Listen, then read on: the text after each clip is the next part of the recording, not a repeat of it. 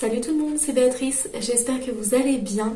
Comme vous pouvez peut-être l'entendre à ma voix et le voir à ma tête, je suis enrhumée, donc je vais faire de mon mieux pour que vous me compreniez quand même et pour ne pas avoir trop une voix de canard.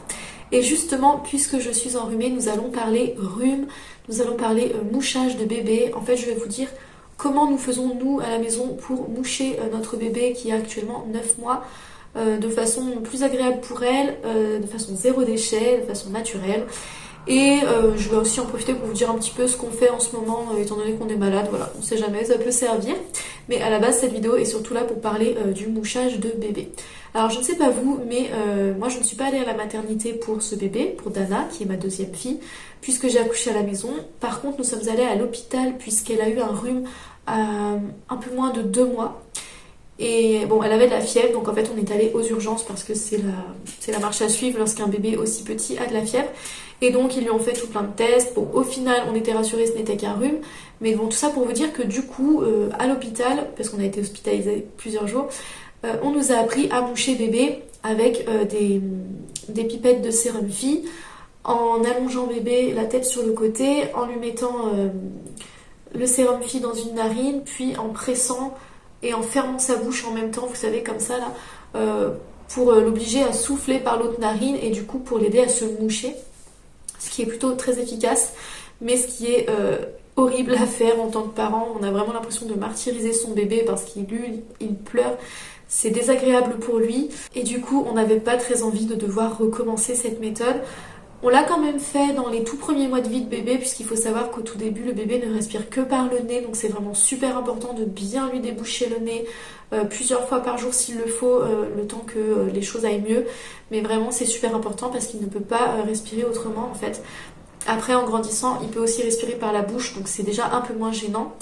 Et du coup, l'astuce que nous avons trouvée, c'est une astuce que vous connaissez peut-être, hein, puisque je n'ai rien inventé, mais nous on ne la connaissait pas, et pour vous dire c'est ma deuxième et je ne connaissais pas du tout, puisque ma première n'avait quasiment jamais été enrhumée, en tout cas pas au point que je doive la moucher.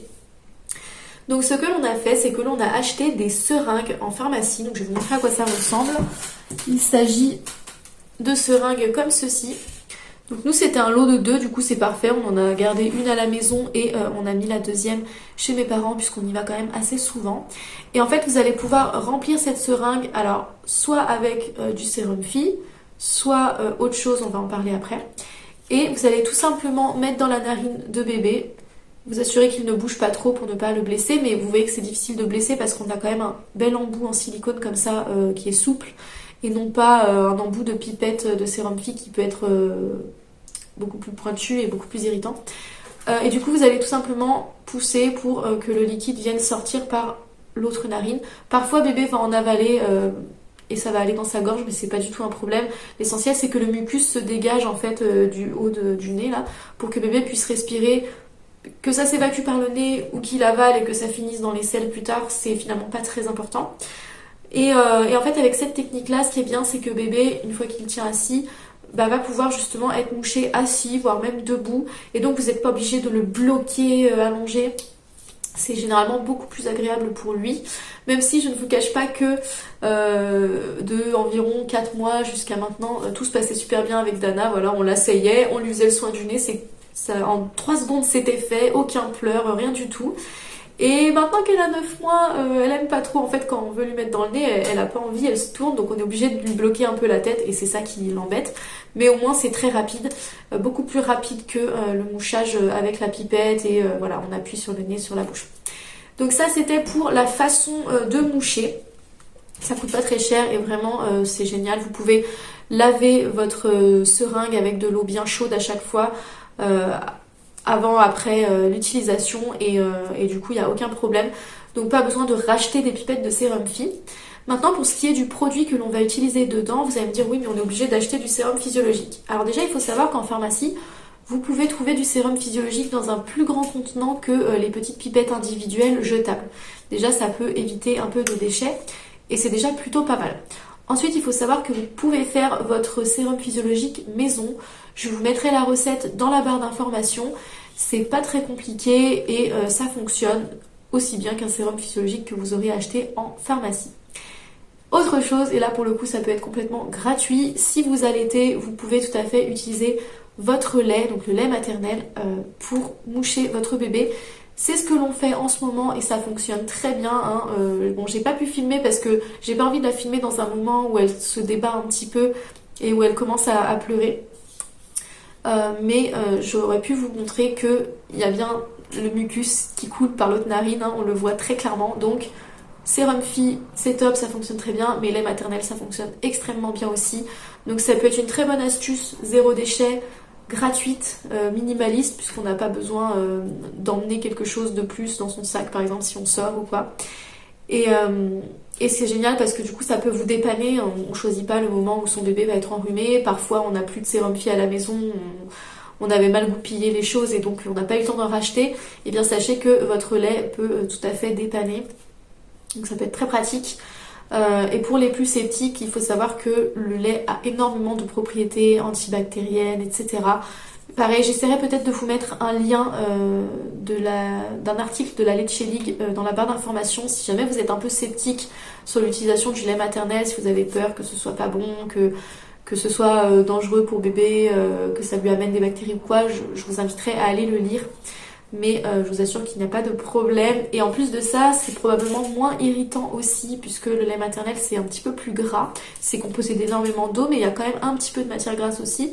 Et du coup, ça peut être un petit peu plus doux en fait pour les muqueuses.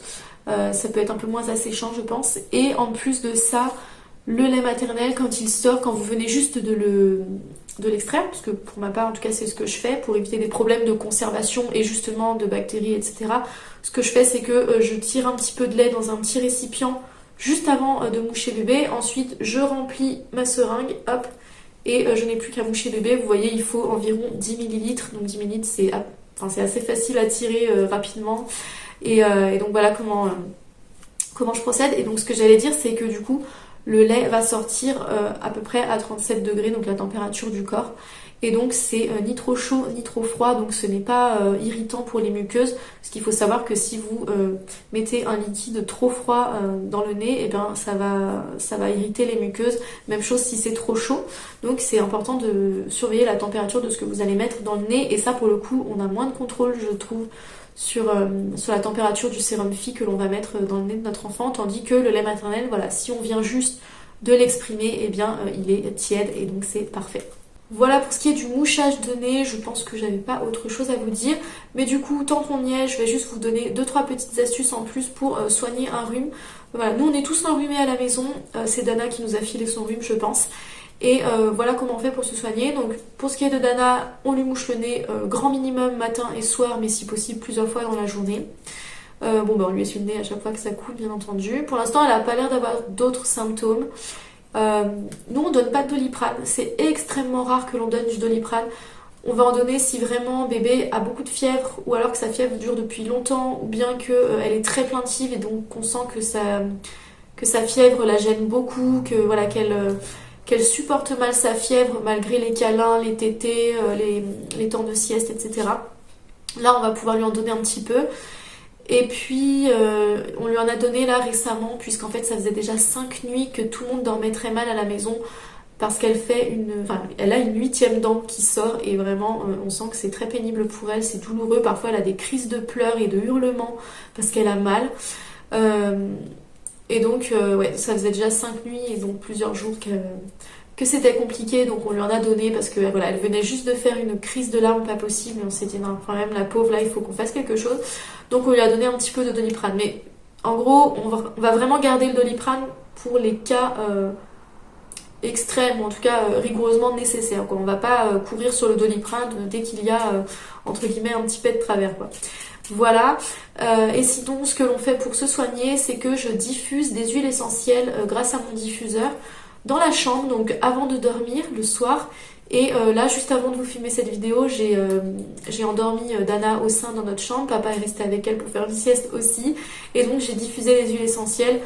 Ça permet d'avoir une chambre très saine. Et de profiter du temps de sommeil pour continuer d'essayer de guérir ce rhume. Donc je diffuse des huiles essentielles qui sont sans danger pour les bébés, Pour les femmes allaitantes, bien sûr, je me renseigne toujours.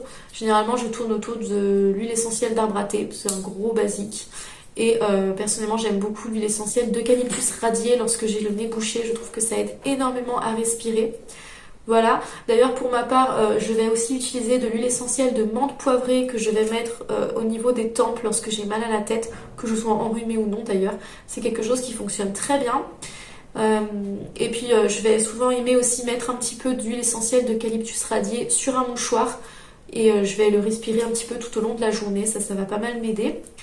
Et une autre chose que je fais pour moi, c'est de faire bouillir de l'eau et de mélanger ça à du jus de citron frais et du miel. Donc je choisis plutôt du miel de sapin, c'est pas le miel que je préfère, mais quand je suis malade, j'aime bien choisir un miel un peu plus fort, style miel de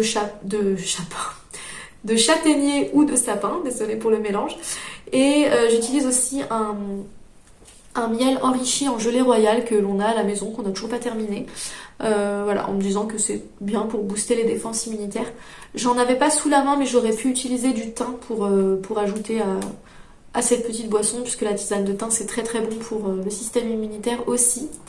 Et voilà à peu près tout ce que je fais pour soigner mon rhume. Beaucoup dormir, que ce soit pour Dana ou pour nous, voilà, on essaie de bien dormir, de dormir aussi longtemps que l'on en a besoin, puisque c'est pendant le sommeil que notre corps se régénère le plus. Et donc c'est super important de dormir lorsque l'on est malade, ça aide beaucoup à guérir. Voilà, et puis sinon on aère bien notre maison pour renouveler l'air et chasser un peu les microbes.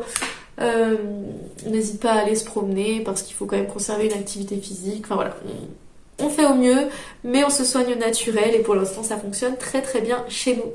Voilà, donc j'espère que cette petite vidéo vous aura plu, qu'elle aura pu vous être utile. Si c'est le cas, mettez un petit pouce bleu. Je vous fais plein de gros bisous et je vous dis à très bientôt pour une prochaine vidéo. Bye!